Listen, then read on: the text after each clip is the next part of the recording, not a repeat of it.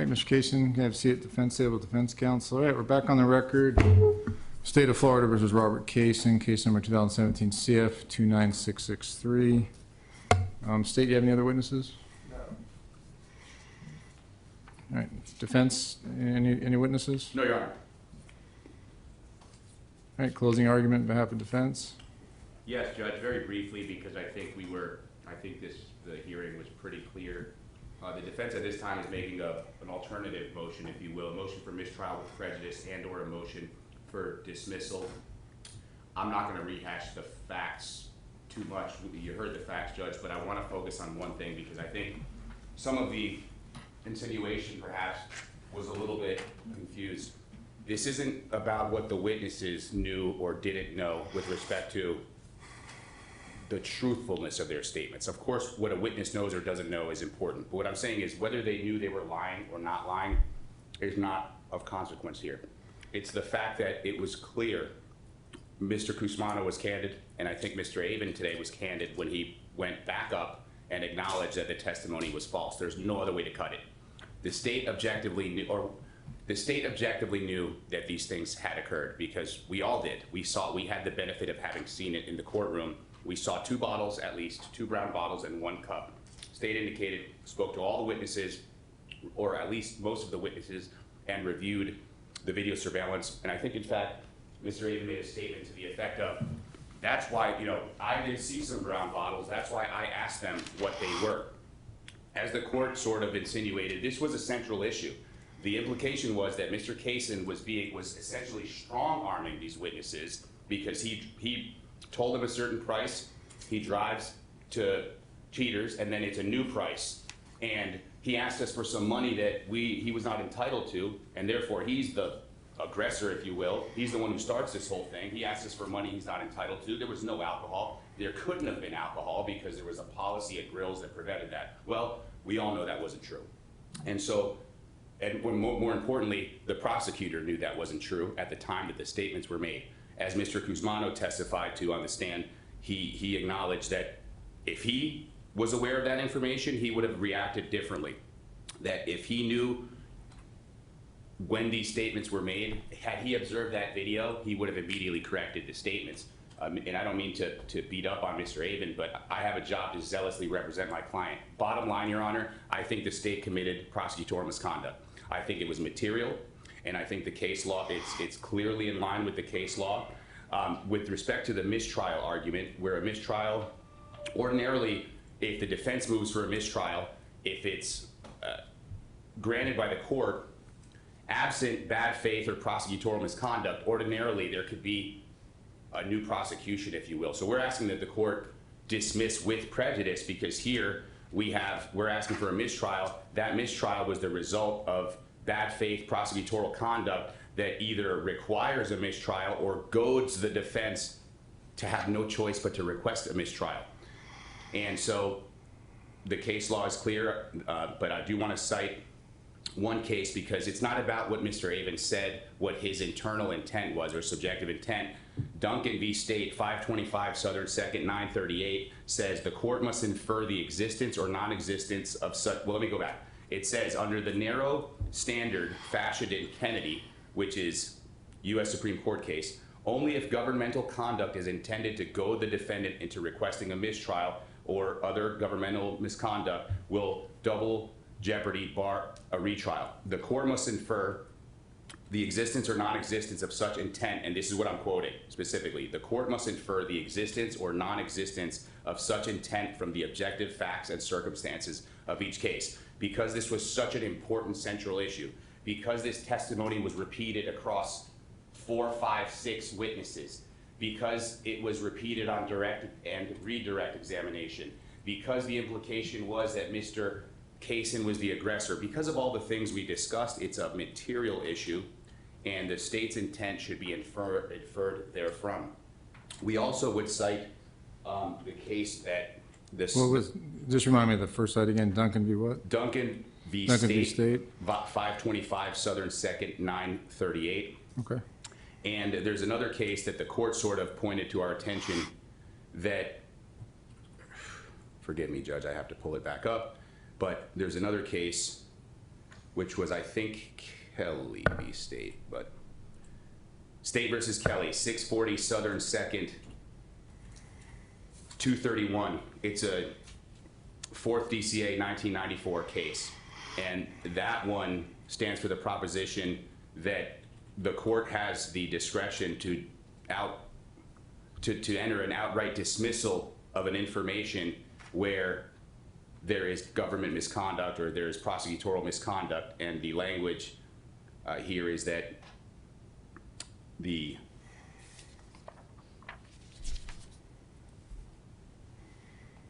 so at that point, the prosecutor contended that the court should declare a mistrial, arguing that when the case is retried, the parties would then have the remedies of suppression of evidence, cross-examination of the detective, and disqualification of the prosecutor's office.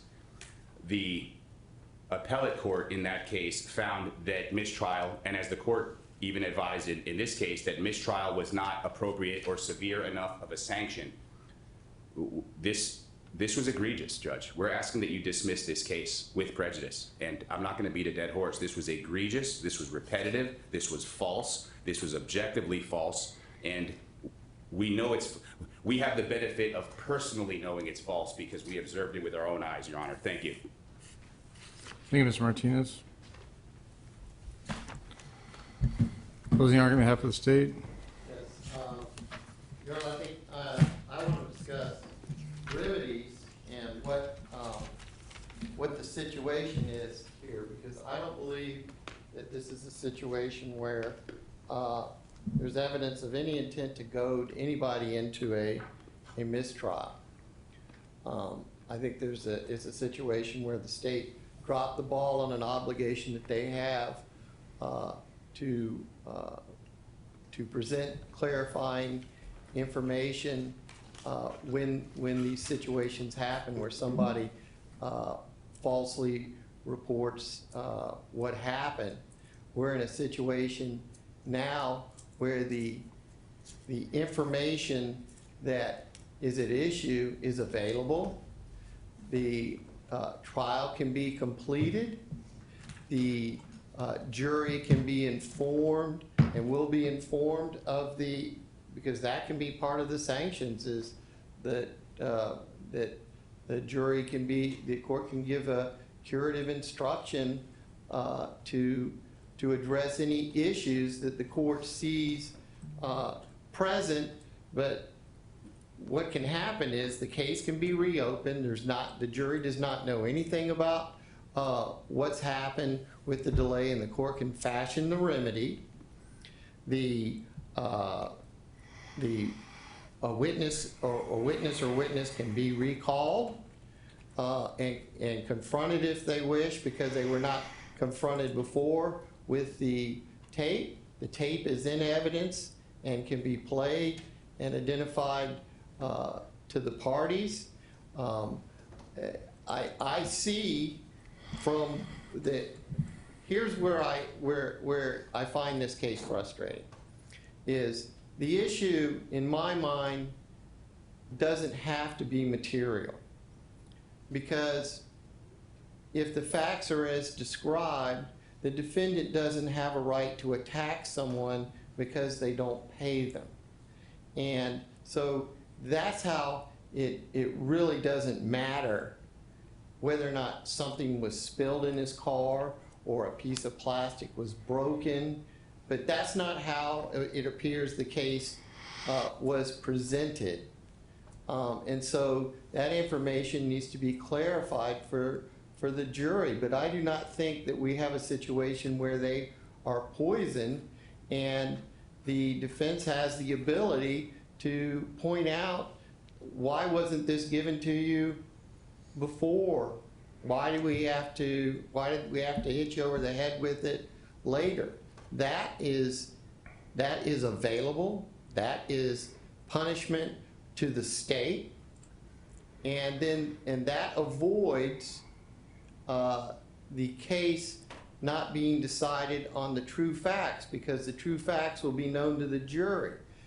I heard the reason that you believe this isn't a Giglio situation is because the case was not closed, and that may be true, but the obligation of the attorney is to report or clarify the issue immediately upon it occurring, which is why we're agreeing that that's happened here. But that doesn't mean it can't be cured. You know, that's. I think what I'm hearing is Mr. Respis, is you're admitting that there's been prosecutorial misconduct. I'm admitting that there's a, what I believe is a Giglio violation. I don't think it has to be, it has to be when, after the case is closed. It's whenever it's uncovered and the remedies flow from what stage the case in. This was discovered before the trial was completed, and so it can be cured. So and then the issue about punishment, the court can also look at sanctions for the attorney individually if the court wishes to do that, because you have inherent powers to do that in any event, and I think those powers are expressed in 3.220 of the rules of discovery. So, you know, the question and the issue that I'm having is with the remedy, because I do not see where there was an action to go to mistrial. I think the action was a failure to respond appropriately to a presentation of evidence that is refuted to some extent by other evidence. That should have been dealt with, and frankly, the tape should have been played after certainly after Leslie, whatever her last name was, testified. And if that had been done, then I don't think we'd be here with this issue. The information would have been imparted. She would have been confronted with that discrepancy, and the jury would be able to weigh. Those things can still happen, and that's what I'm asking be accomplished. Not that the case, because the state is not the only one that's punished, but the community and the people involved in the case are punished when a case is dismissed with prejudice under these situations, when their issue can be cured. And I believe that it can be cured very readily. There's not the same thing that caused the court concern, the jury can address and evaluate and deal with.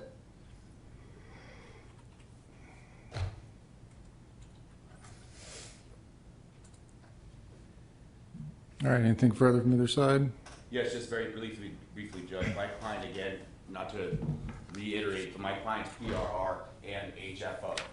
And the conduct in this trial was so egregious that I think mistrial with prejudice or dismissal is the only appropriate remedy, because this is not about sanctioning one individual attorney or anything like that. This is about sending a message that this cannot be done in the 18th Judicial Circuit, period, across the board. You know, not from defense attorneys, not from prosecutors. You don't suborn perjury. It's that simple, Judge. Thank you. Well, what's disappointing is what I haven't heard from either side is how Mr. Cason's due process rights were violated. Well, I think it's implicit that it's a 5th and 14th. I understand. You made your closing argument. Okay, thank you, Judge. There's no doubt in my mind that there was prosecutorial misconduct.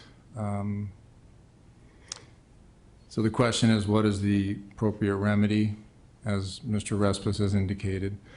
The state has closed its case, so I can't suppress any evidence. A mistrial without prejudice would be pointless. It's got no teeth. In fact, it would put the state in a better position. Punishing Mr. Avon wouldn't solve the issue. I don't believe the remedy that the state is suggesting is sufficient. I think the court's only option here is to grant defense's motion for mistrial with prejudice. The court's finding that Mr. Cason's, well, that Mr. Cason's due process rights were violated under the U.S. and Florida Constitution, that the state intentionally elicited false testimony, so knowing it was false testimony, did not cure it. On redirect, many times, the state not only brought up the false testimony, but bolstered that testimony. So it's unfortunate situation. I'd hope that I would never, as a circuit judge, be sitting in this position, but it's my job. And one of my jobs is to ensure an accused has a fair trial. And Mr. Cason has not gotten a fair trial, and there is no remedy that the court can think of that could fix this. So, again, I'm granting the defense's motion for mistrial with prejudice. And Mr. Cason, the charges are dismissed against you. Mr. Martinez can explain what that means. Just have a seat, wait for your paperwork. Once you get your paperwork, you're free to leave. All right, good luck to you, sir. Thank you. God bless you, Honor. Thank you. Court's in recess.